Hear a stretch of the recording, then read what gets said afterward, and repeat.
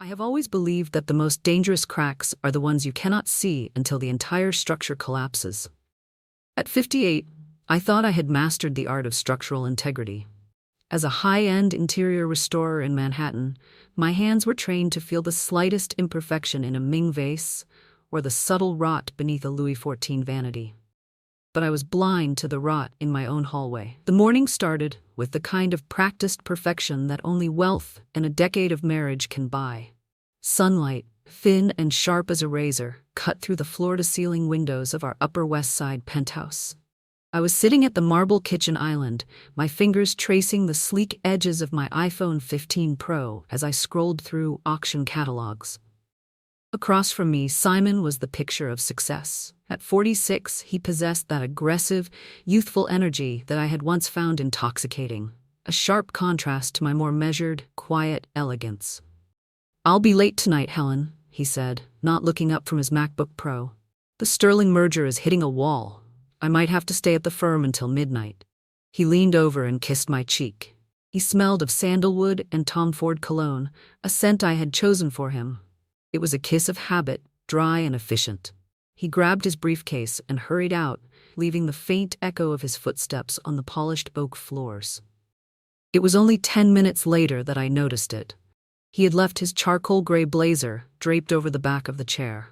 It was an uncharacteristic slip-up for a man who prided himself on precision. I picked it up, intending to hang it in the closet, when I felt a hard, unfamiliar weight in the inner pocket.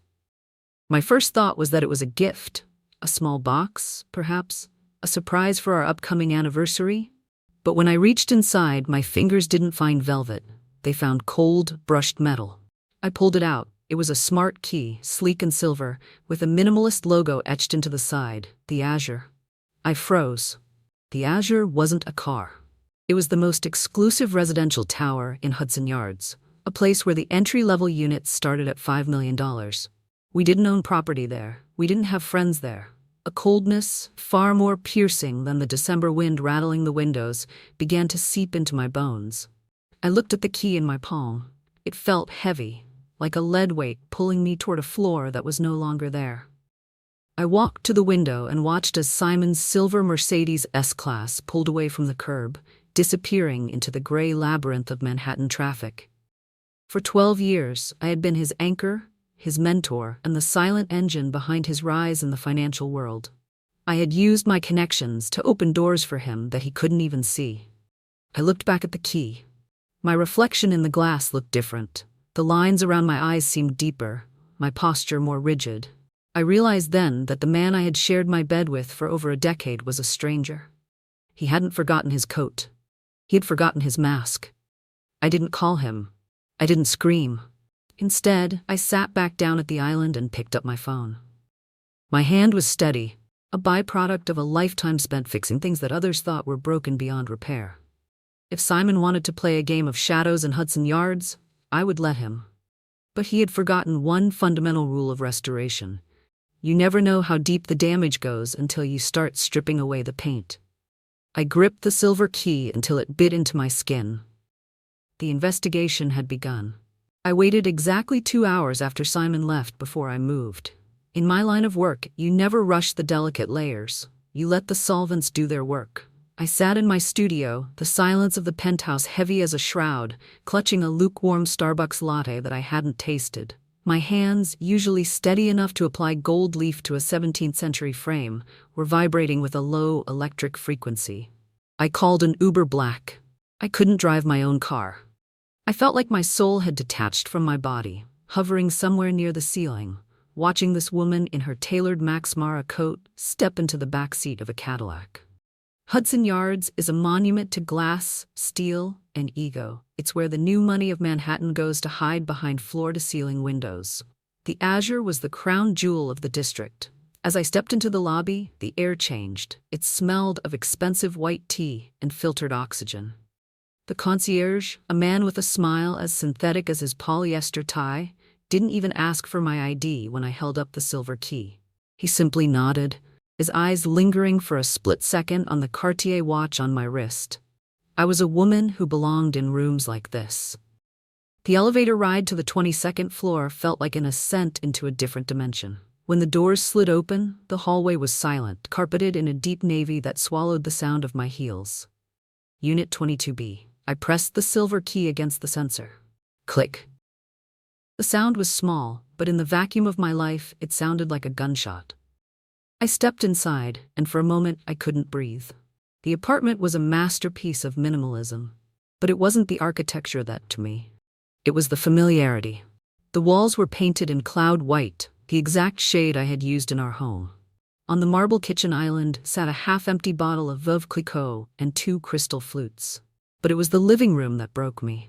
Draped over the back of the white leather sofa was a Dior lady bag in cherry red, a bag I had pointed out to Simon in a magazine months ago. I had joked that it was too young for me. Beside it lay a pair of strappy heels, discarded carelessly on the floor. I walked toward the bedroom, my heart hammering against my ribs like a trapped bird. On the nightstand, framed in silver, was a photograph. It wasn't of me. It was Simon, his arm wrapped around a woman who couldn't have been more than 25. She had long, blonde hair and a smile that suggested she had never known a day of true struggle. They were at a beach, Ibiza, judging by the background. The date on the corner of the print was from last July, when Simon told me he was at a banking conference in London. The pain didn't come as a sharp cry. It was a slow, agonizing realization that my entire life had been a curated lie. I had bankrolled his lifestyle, used my reputation to build his firm, and in return he had built a second world with my resources. I felt a sudden, violent urge to burn the place down, but my eyes caught something else, a leather-bound ledger on the desk.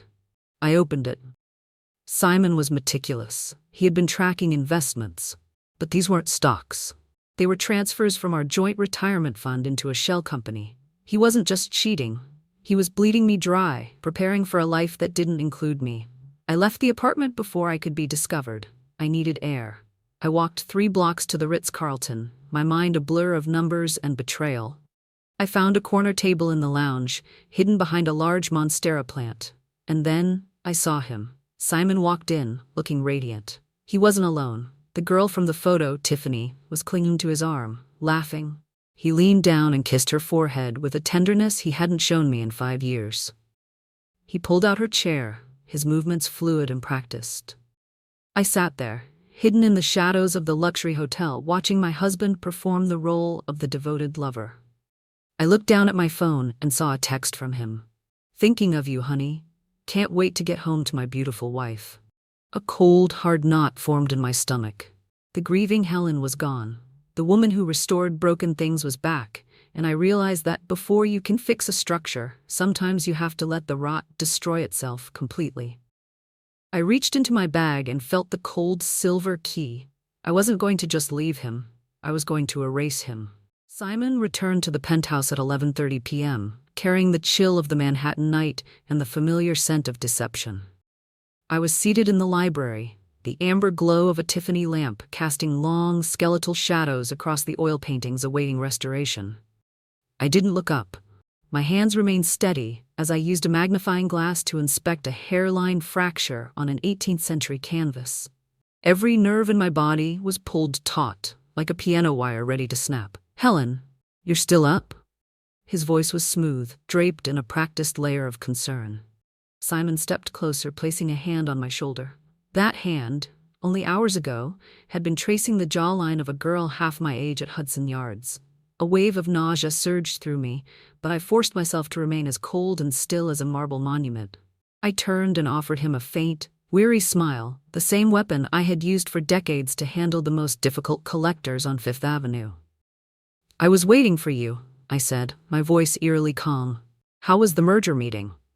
"Exhausting but productive," he sighed, loosening his Hermes silk tie and tossing it onto the leather armchair with a calculated carelessness.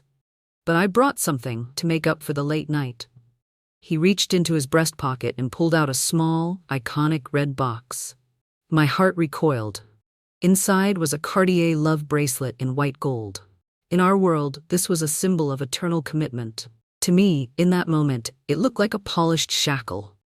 "I stopped by the boutique on my way back. It reminded me of you," Simon whispered, sliding the cold metal onto my wrist. The touch of the gold against my skin made me shudder.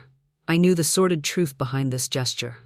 Earlier that afternoon, a notification from the Chase mobile app had flashed on my iPhone 15 Pro. A $7,000 transaction at the Cartier flagship Midtown. He was using our joint funds to buy my silence and my trust. It was an insult wrapped in luxury. As Simon disappeared into the master bath, my smile vanished.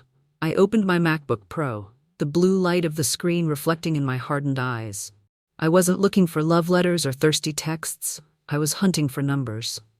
I logged into the internal accounting system for my restoration firm, the company Simon managed as CFO, the business I had built with my own sweat and reputation. My fingers flew across the trackpad. And then I found it. Over the last 3 months, Simon had been siphoning small, invisible amounts under the guise of maintenance fees and legal retainers to an entity called Azure Investments LLC. The name hit me like a physical blow. The Azure, the very building where that silver key led. He wasn't just cheating on me. He was using my company as an ATM to build a private empire for his mistress. He was draining me, drop by drop, like a parasite feeding on its host. The initial grief had now fully calcified into a razor-sharp resolve. I closed the laptop just as the sound of the shower died down. I looked down at the Cartier bracelet. It was beautiful, expensive, and entirely hollow, just like my marriage. Simon thought he was a move ahead. He thought my age had made me soft, easily distracted by shiny trinkets. But he had forgotten one thing. I spend my life looking beneath the surface to find the rot. And this time, I wasn't going to restore it. I was going to burn it down. The rain in Manhattan doesn't just fall. It colonizes.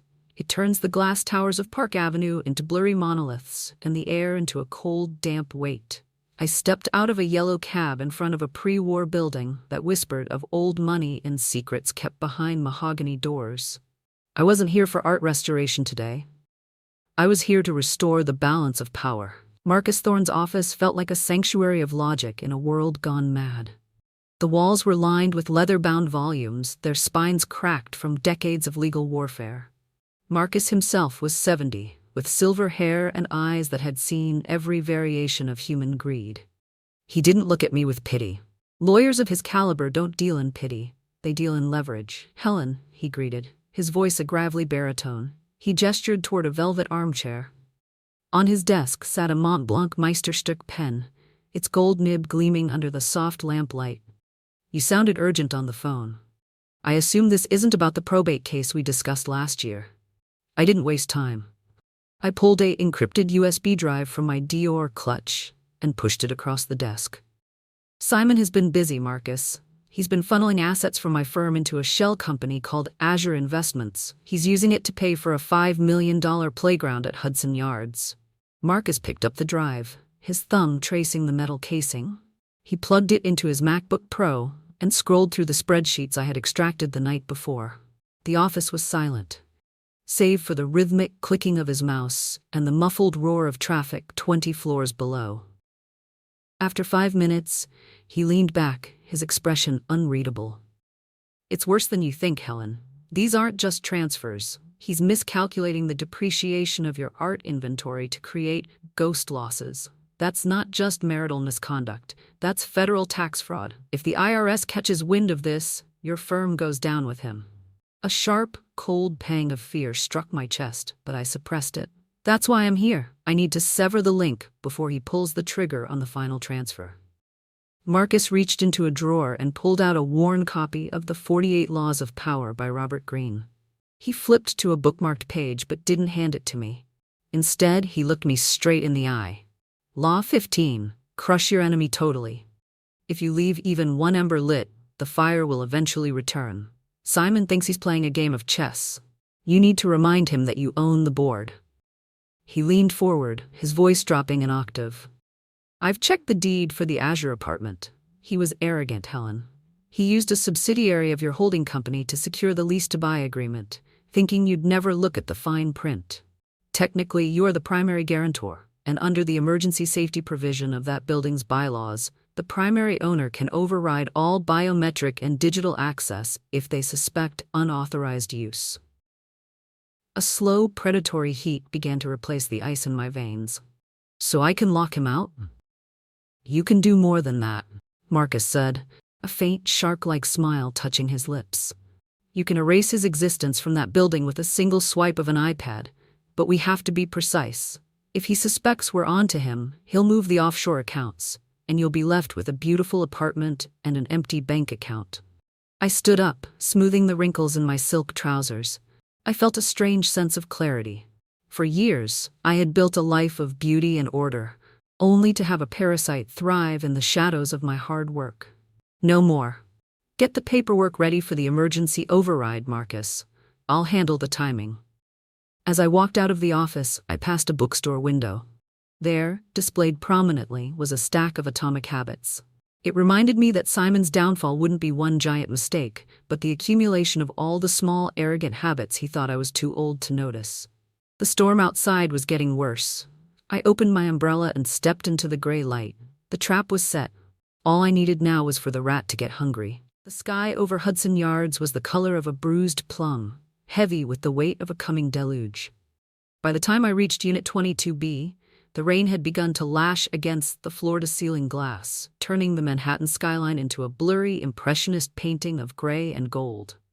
Inside, the atmosphere was a stark contrast, warm, silent, and predatory. I stood at the kitchen island, watching a drop of Chateau Margaux 2010 swirl in a crystal Riedel glass. The air in the apartment smelled faintly of sandalwood, Simon's preferred scent, but tonight, it felt like the smell of a tomb. I wasn't here to grieve anymore. I was here to execute a renovation. On the marble counter sat my iPad Pro. Using the administrative override Marcus had secured, I had already bypassed the building's standard security. With a few taps on the sleek interface, I initiated the security lockdown protocol. The smart lock on the heavy oak door emitted a low, electronic hum. The LED light on the interior panel shifted from a welcoming soft blue to a defiant, unyielding crimson. I had wiped Simon's fingerprints, his facial recognition data, and his digital footprint from the system.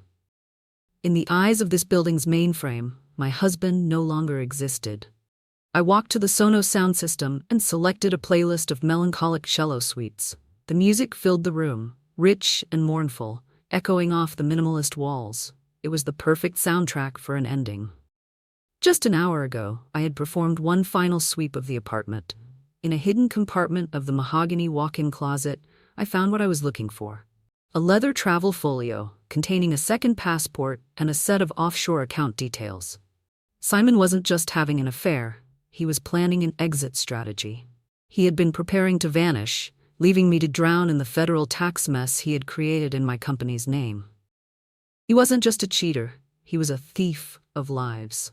My iPhone 15 Pro buzzed on the counter. A text from Simon, flights delayed in Chicago, stuck at O'Hare. I miss you, Helen, go to bed early, don't wait up. I walked to the window and looked down. 22 stories below, through the veil of the storm, a black town car pulled to the curb. Two figures emerged. Even from this height, I recognized the way he moved. The arrogant tilt of his head, the way he held the umbrella over Tiffany while letting his own shoulder get soaked. They were huddled close, laughing as they hurried toward the warm, golden glow of the lobby. They thought they were entering their sanctuary. They thought the world outside, the rain, the wind, the consequences, couldn't touch them here. I took a slow sip of the wine. It was complex, earthy, and finished with a sharp, bitter tannin. I turned off the lights, leaving the apartment in total darkness, save for the small, glowing red eye of the door lock. The elevator would take exactly 42 seconds to reach the 22nd floor. I sat in the shadows of a Herman Miller chair and began to count. 30, 20, 10. The muffled chime of the elevator echoed in the hallway.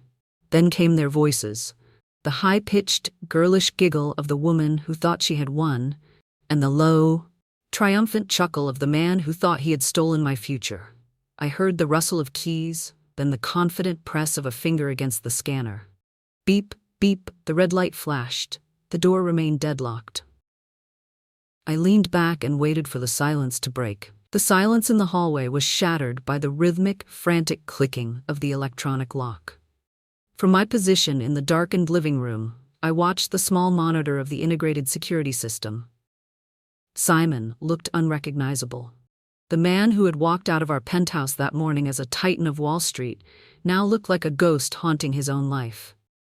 The rain had turned his tailored suit into a heavy, sodden weight, and his hair was plastered to his forehead in jagged streaks. Beside him, Tiffany was shivering. Her Dior dress, once a statement of youthful vanity, was now a translucent rag clinging to her skin. She looked less like a romantic rival and more like a consequence. "Simon, do something. I'm freezing." Her voice drifted through the door, thin and shrill. "I am trying," Simon hissed, his voice cracking with a desperation I had never heard before. He slammed his palm against the scanner. Tit, tit. The crimson light mocked him. He pulled out his iPhone 15 Pro, his wet fingers sliding clumsily over the screen as he tried to open the building's app. "The server must be down. This is impossible. I pay $10,000 a month in HOA fees for this." I reached out and picked up the iPad Pro from the mahogany coffee table. With a slow, deliberate motion, I tapped the microphone icon. My voice, when it broadcasted into the hallway, was stripped of all warmth. It sounded like the very rain that was punishing them. "The server isn't down, Simon. You are." He froze, his head snapped toward the small speaker above the doorframe. For a heartbeat, there was no sound but the distant hum of the building's ventilation and Tiffany's chattering teeth. "Helen?" Simon's voice was a whisper, a mix of disbelief and sheer terror. "Helen, what are you doing there? How did you get in?" "I walked through the front door, Simon. The same door that no longer knows who you are," I replied, leaning back into the soft leather of the Herman Miller chair. I took a slow sip of the Margot, the dark fruit notes dancing on my tongue. "It's funny. You told me you were in Chicago. You told me you were stuck at O'Hare. But here you are, standing in a hallway in Hudson Yards, dripping onto the carpet." "Helen, listen to me," he started, his lawyer voice, trying to take control. It was the tone he used when he was about to lie his way out of a bad investment. "This isn't what it looks like. I was checking on this property for a client. Tiffany is an associate. We got caught in the rain." I let out a soft, dry laugh that echoed in the empty apartment. "An associate? In a dress that costs more than her monthly salary? For a client whose name is Azure Investments LLC, the shell company you created with my firm's capital?" The color drained from what was left of his composure. He looked at the door as if he could see through the wood to the woman he had underestimated for 12 years. "I've spent my life restoring things, Simon," I continued, my voice dropping to a dangerous silkiness. "I know how to strip away the filth to see what's underneath. And underneath you, there's nothing but rot. I've already contacted the building manager. I've submitted the evidence of the unauthorized use of company funds. As of 5 minutes ago, your lease is terminated. Your accounts are flagged, and your associate might want to check her own purse. I believe the gift you bought her at Cartier was paid for with a credit card I've just reported stolen." Tiffany let out a small, strangled cry and stepped away from him, her eyes wide with a new kind of fear. She wasn't looking at a lover anymore. She was looking at a sinking ship. Simon began to pound on the door, his fists thudding against the solid oak. "Helen, open the door. You can't do this. It's a storm out there. Everything I have is in that safe." "Not anymore," I said, watching the monitor as he slumped against the wall, defeated by the very door he thought guarded his secret paradise. "The only thing you have left, Simon, is the rain." I tapped the screen, cutting the connection. The hallway went silent. I turned back to the window, watching the lightning illuminate the Empire State Building in the distance. The storm was just beginning. The hallway felt like a pressure cooker of humid air and shattered illusions. Through the security monitor, I watched Tiffany take another step back, her heels clicking sharply on the damp carpet. Simon reached out to grab her arm, his face a mask of frantic possession. "Tiffany, baby, stay with me," Simon pleaded, his voice cracking. "She's lying. She's just trying to turn you against me so she can keep everything. I have millions in the Cayman accounts. We can leave tonight. We'll go to the airport, buy 2 tickets to anywhere, and never look back." Tiffany looked at his hand as if it were a poisonous snake. She slowly reached into her sodden Dior clutch and pulled out her own phone, not the iPhone Simon had bought her, but a smaller, older model. "The Cayman accounts are empty, Simon," she said, her voice suddenly devoid of the breathy, girlish lilt she had used for months. It was flat, professional, and chillingly cold. Simon froze. What are you talking about?" "I met Helen 3 weeks ago." Tiffany continued, wiping a smudge of mascara from under her eye with a practiced flick of her finger. At that quiet Starbucks on 10th Avenue, the one you never go to because you say the coffee is peasant water, we had a very long conversation about your exit strategy. I leaned into the speaker, my voice a calm accompaniment to Tiffany's confession. Restoration, Simon, isn't just about fixing the surface. It's about understanding the chemistry of the materials. I realized very early on that Tiffany wasn't just a girl looking for a sugar daddy. She was a girl looking for an out. You hired her to work in the firm's archives so she could help you reorganize the digital ledgers. You thought you were using her, but you forgot that a mercenary always goes to the highest bidder. You betrayed me? Simon gasped, lunging toward the door as if he could throttle the sound of my voice. I gave you everything. That Tiffany & Co. necklace, the trips, the life. You gave me a crime scene, Simon. Tiffany spat.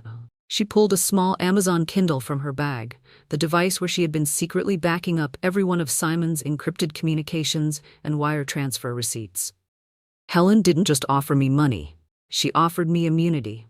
I've been BCCing her lawyer, Marcus, on every single email you sent to your brokers for the last 21 days. The reality of the situation hit Simon like a physical blow to the stomach.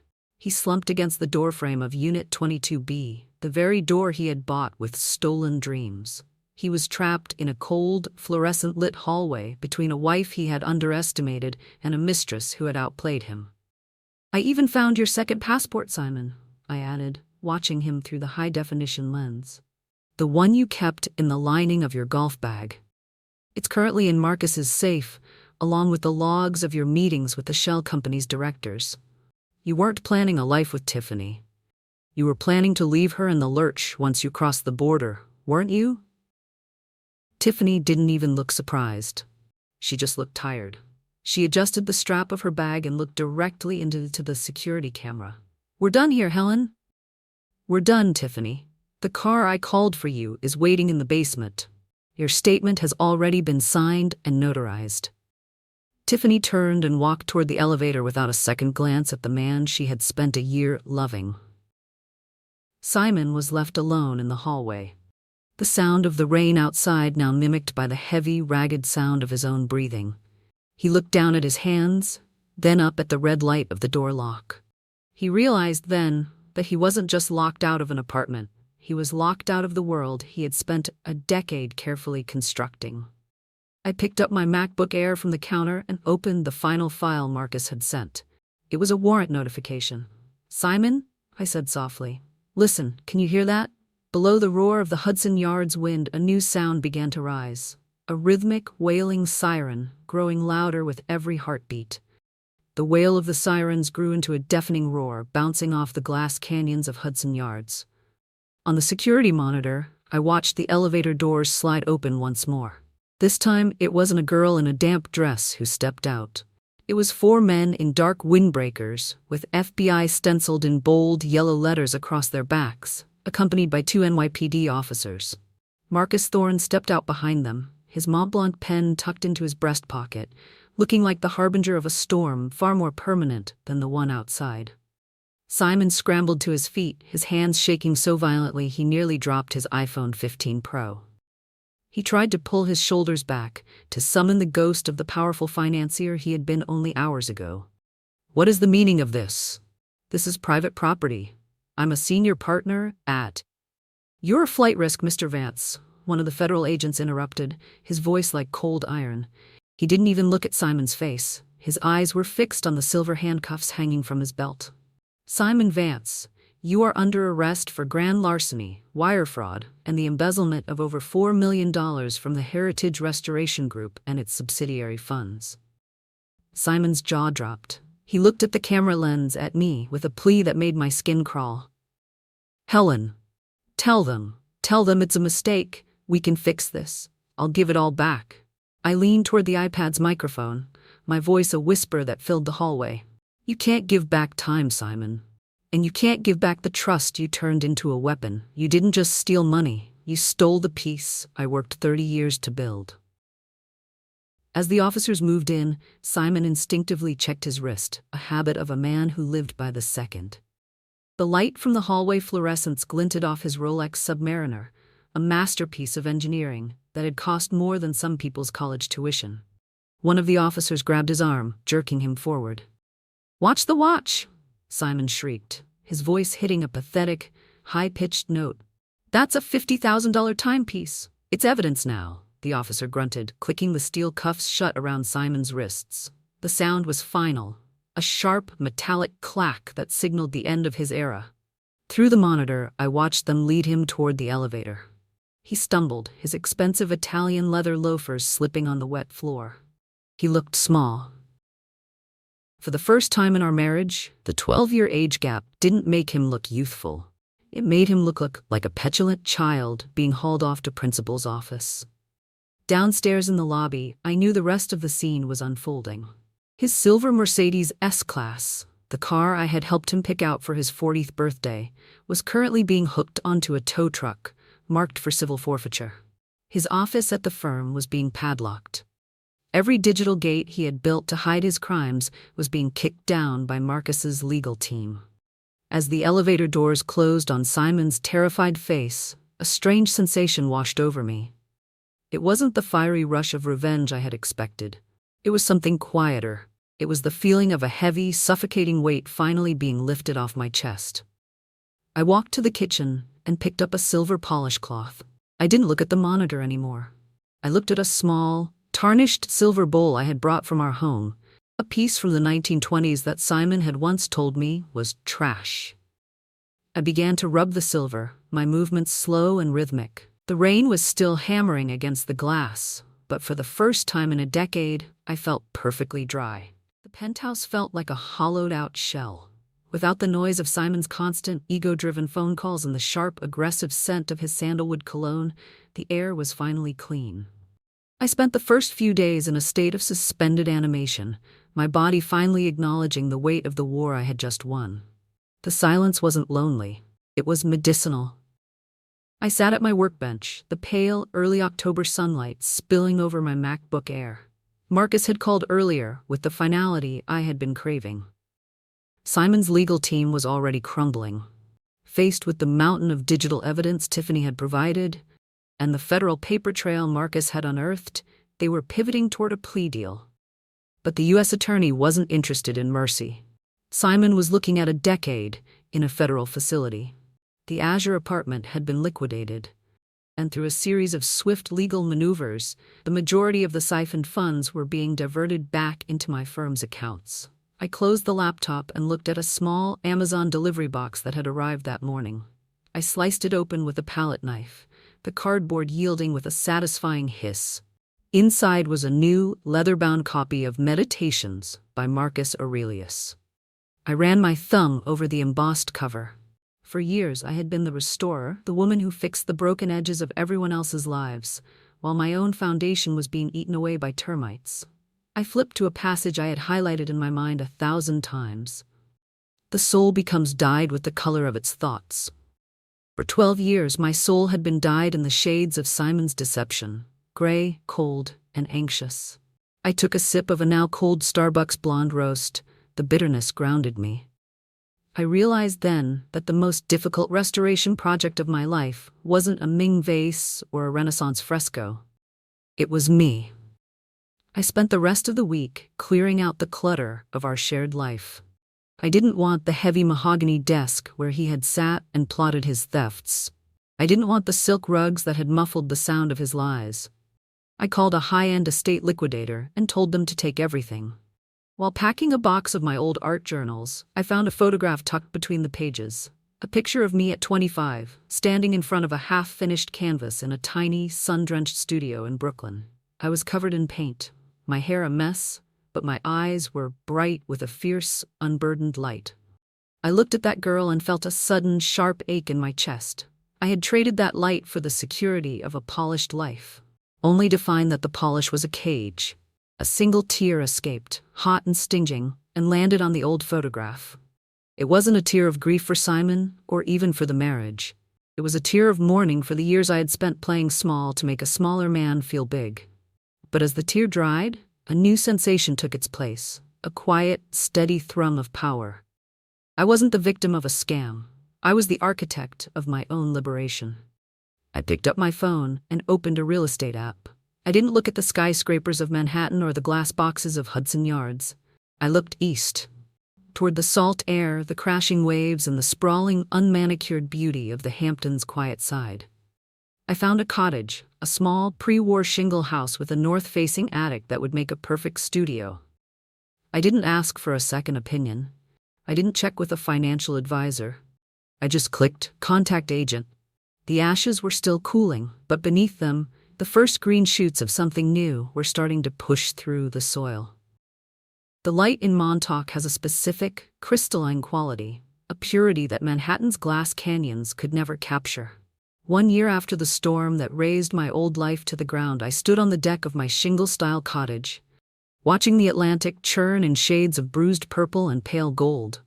The air smelled of salt and wild roses, a scent far superior to the curated sandalwood of a lie. I retreated into my studio, a space that was once a dusty attic, but now served as the heart of my rebirth. My MacBook Air sat on a reclaimed oak table, its screen glowing with a final confirmation from Marcus. Simon's appeal had been denied. He was currently 6 months into a 12-year sentence at a federal facility in upstate New York. The man who once obsessed over the thread count of his Hermes sheets was now adjusting to a world of fluorescent lights and cinderblock walls. His Rolex and the silver Mercedes had long since been sold at a government auction to pay back the creditors he had defrauded. I didn't feel the sharp sting of triumph I had expected. Instead, I felt a profound, quiet peace. Justice wasn't just a verdict, it was the absence of his noise. In the center of the room stood a large canvas, my first original work in 20 years. It wasn't a restoration of someone else's vision, it was mine. Broad, textured strokes of cerulean and ochre captured the raw energy of the coastline.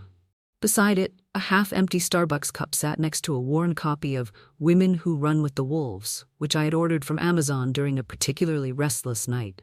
The book's spine was cracked, its pages filled with my own notes on reclaiming one's wild, discarded soul.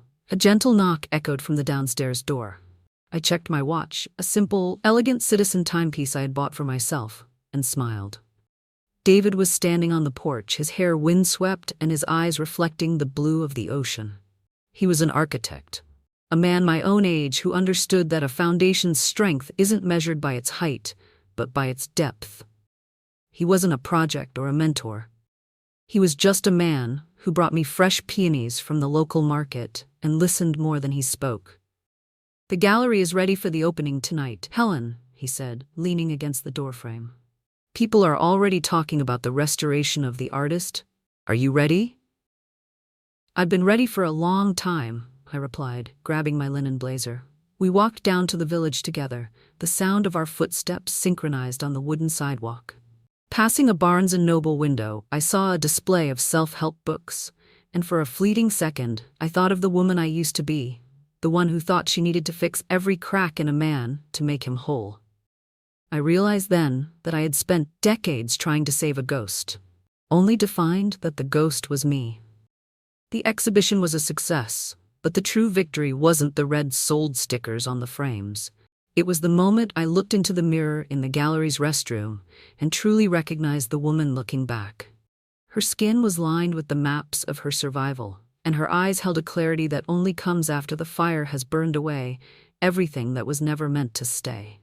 As David and I walked back along the beach under a canopy of stars, I felt the cold sand between my toes and the warm weight of his hand in mine. Life wasn't perfect, and it certainly wasn't the life I had planned at 30. It was better. It was authentic. I finally had the keys to my own heaven, and this time, I was the only one who knew the code. Healing is a quiet, rhythmic thing, much like the tide that pulls at the Montauk shore. I sat on my porch this evening, a warm cup of Starbucks chai tea between my palms, watching the horizon turn a dusty, bruised lavender.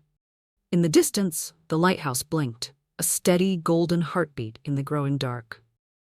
For the first time in over a decade, I wasn't waiting for a door to slam or a phone to buzz with a carefully crafted lie. I looked at my hands, the hands of a restorer. I realized then that my own cracks were never meant to be hidden or erased. In the Japanese art of kintsugi, they mend broken pottery with gold, making the piece stronger and more beautiful for having been broken. My life was now that gold. David emerged from the house a moment later, draping a soft wool blanket over my shoulders with a silent, grounded tenderness. He didn't ask if I was okay. He knew the silence of the ocean was all the answer I needed. He sat beside me, and for a long time, we just watched the waves. On the small cedar table lay my Kindle, open to a passage in Atomic Habits about the power of small, consistent changes. My change had been the hardest of all. I had finally chosen myself. I thought back to the woman in that glass penthouse in Manhattan, the one who clutched a silver key like a lifeline. I wanted to tell her that the key didn't just open a door. It opened her eyes. Simon was a fading shadow now, a ghost bound in iron and cinder blocks, a man who had traded his soul for a reflection that didn't exist. I picked up a charcoal pencil and made a single, light mark on my sketchbook. Life isn't a masterpiece because it stays perfect. It's a masterpiece because it survived the fire and found its way back to the light. As the stars began to reflect in the dark Atlantic, I realized I wasn't just restored. I was free.